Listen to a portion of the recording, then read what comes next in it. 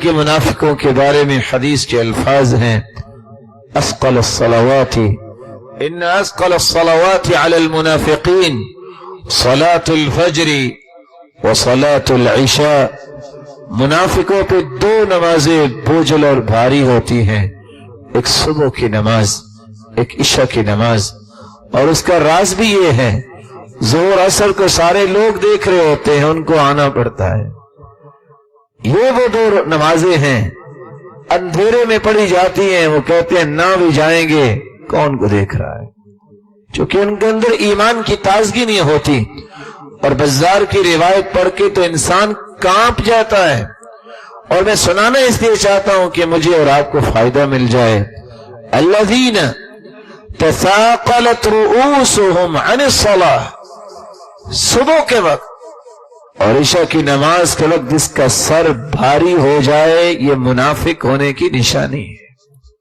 اللہ رب العزت ہمیں تازگی کے ساتھ ساری نمازیں با جماعت پڑھنے کی توفیق عطا فرمائے. تو آئیے اس مبارک مہینے میں ہمیں کام کیا کرنا ہے. سب سے پہلا کام وَزَيَّنَهُ فِي قُلُوبِكُمْ، اللہ تعالیٰ نے ایمان کو سجانا ہے تو دل میں سجانا ہے. دل جب تک خوبصورت نہیں ہوگا اس وقت تک ایمان کی خوبصورتی نظر نہیں آئے گی.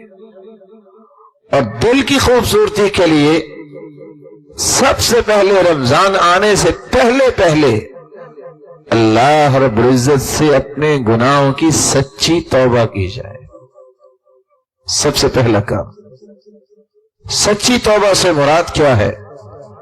سیدنا ابو بکر صدیق رضی اللہ تعالی عنہ کی روایت ہے، رسول اکرم صلی اللہ علیہ وسلم نے فرمایا جب کسی سے گناہ ہو، کل بنی آدم خطاء وخیر الخطائین التوابون،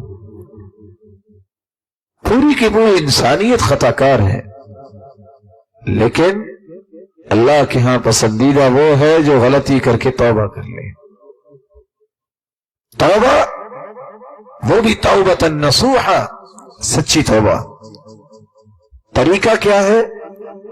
میں اختصار کے ساتھ 3 پہلو پیش کر دیتا ہوں. پہلا طریقہ، اچھے طریقے سے وضو کیا جائے، خوبصورت انداز سے وضو کرے.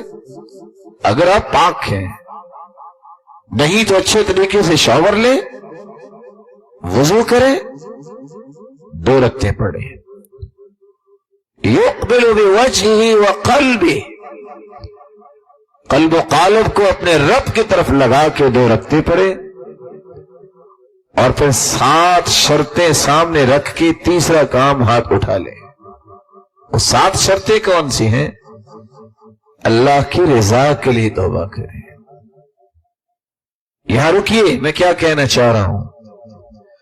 ہم بسا اوقات توبہ اس لیے کرتے ہیں کہ مصیبت آ گئی ہے. ہم بسا اوقات ہاتھ لوگوں کے سامنے اس لیے اٹھا رہے ہوتے ہیں، اور کچھ لوگ رو بھی رہے ہوتے ہیں کہ لوگ دیکھیں بڑا متقی ہے. جب تک اللہ کی رضا، اللہ کی خوشنودی مقصود نہیں ہوگی، توبہ قبول نہیں ہوگی. ان اللہ لا يقبل من العمل الا ما كان له خالصا وابتغي به وجهه. اللہ رب العزت صرف وہی عمل شرف قبولیت سے نوازتے ہیں جو خالص اللہ کے لیے کیا گیا. اللہ کی رضا کے لیے توبہ کریں. دوسری بات، الاقلاع عن الذنب، جس گناہ سے توبہ کر رہے ہیں اس گناہ کو چھوڑ دیجئے. اگر توبہ بھی ہو، گناہ پھر بھی جاری رہے، یہ توبہ نہیں ہوتی. ایک شخص نے توبہ کی ہے، میں نے جھوٹ نہیں بولنا، جھوٹ جاری ہے، توبہ نہیں ہے. اس لیے فضیل ابن عیاض رحمت اللہ علیہ فرمایا کرتے تھے، الاستغفار بلا اقلاع عن الذنب توبۃ الکذابین. جو لوگ گناہ کو ترک نہیں کرتے اور توبہ توبہ ان کی زبان پہ ہوتی ہے، یہ جھوٹے لوگوں کی توبہ ہے۔ مبارک چہرو، روشن ضمیرو، یہ نکتہ بڑا مہم ہے۔ ایک شخص رمضان کی رونقیں اپنے دامن میں جمع کرنا چاہتا ہے، اسے توبہ کرنی ہے۔ میں جھوٹ نہیں بولوں گا، میں غیبت نہیں کروں گا، میں دھوکہ نہیں دوں گا، نہ دنیا کو، نہ اپنے رب کو، نہ مسلمانوں کو۔ میں آج کے بعد نماز نہیں چھوڑوں گا، میں کسی کو تکلیف نہیں دوں گا۔ جب تک وہ گناہ چھوڑتا نہیں توبہ قبول نہیں ہوتی۔ ایک میرا پیارا بھائی بھول کے ان مبارک بالوں کو اتار چکا ہے چہرے سے، بھول گیا۔ وہ 2 گھنٹے بیٹھ کے بھی ہاتھ اٹھائے رکھے کہ میرے گناہ اللہ معاف کر دے، اور ہر روز اٹھ کے ان مبارک بالوں کو کاٹ کے اس نالی میں جہاں بول و براز جاتا وہاں پھینکے، اس کی کیا توبہ ہے؟ الاستغفار بلا اقلاع عن الذنب توبۃ الکذابین، یہ جھوٹے لوگوں کی توبہ ہے فضیل ابن عیاض کے قول کے مطابق۔ اور اس لیے سلف کہاں کرتے تھے، استغفارنا يحتاج الى استغفار الذي يصادف القلب، ہمارا استغفر اللہ بھی کسی استغفر اللہ کا محتاج ہے۔ کیسے استغفر اللہ کا محتاج ہے؟ جو زبان سے نکلے اور اس کا اثر دل تک پہنچے۔ میں نے توبہ کر لی ہے، اب یہ گناہ نہیں ہوگا۔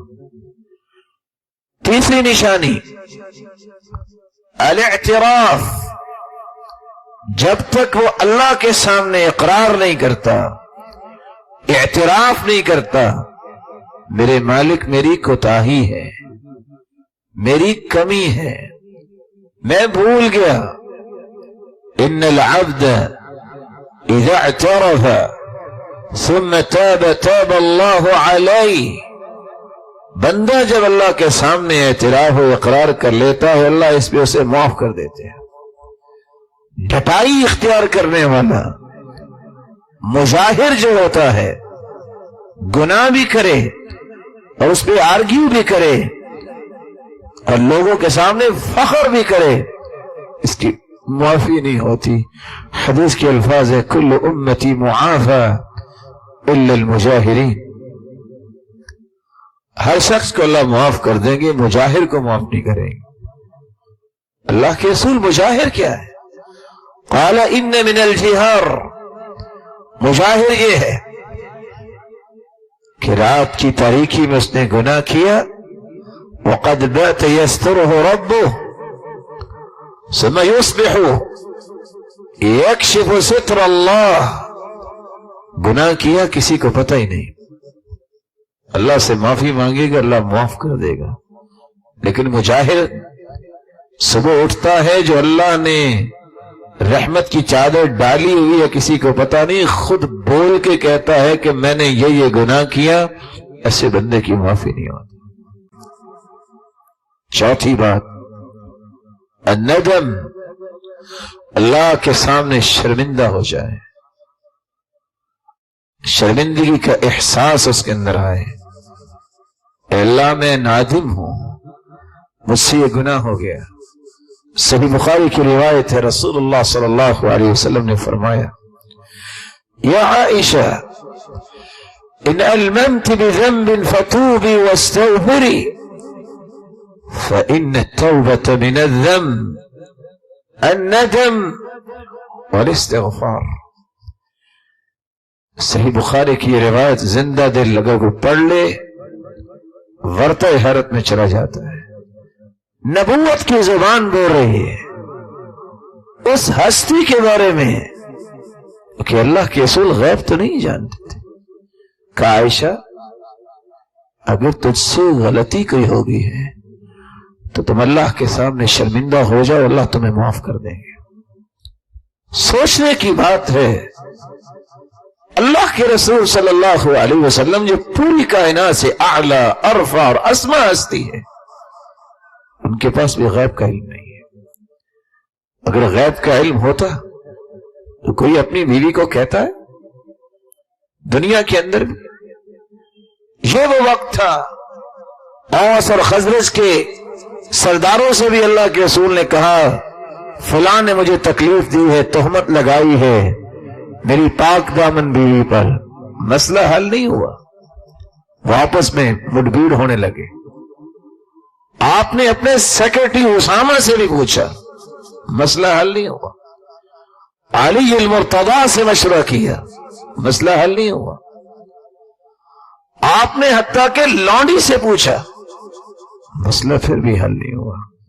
لونڈی نے اتنا ہی کہا تھا عمر چھوٹی ہے، بہت پاکیزہ عورت ہے، بس اوقات نیند آ جاتی ہے تو آٹا بکری کھا جاتی ہے، لیکن میں نے آج تک اس ہستی پہ کوئی عیب نہیں دیکھا۔ جب ڈائریکٹ اللہ کے رسول نے عائشہ سے کہا تو اللہ تعالیٰ نے اس کی پاک دامنی کے لیے رکوع نازل کیا اور فیصلہ ہو گیا جب تک قرآن باقی رہے گا، جب تک عائشہ کی طہارت کی تلاوت کے قاری اور حافظ نہیں کرے گا، وہ قاری اور حافظ کہلوانے کا مستحق ہی نہیں ہوگا۔ اس لیے اللہ کے رسول نے فرمایا تھا توبہ شرمندگی کا نام ہے۔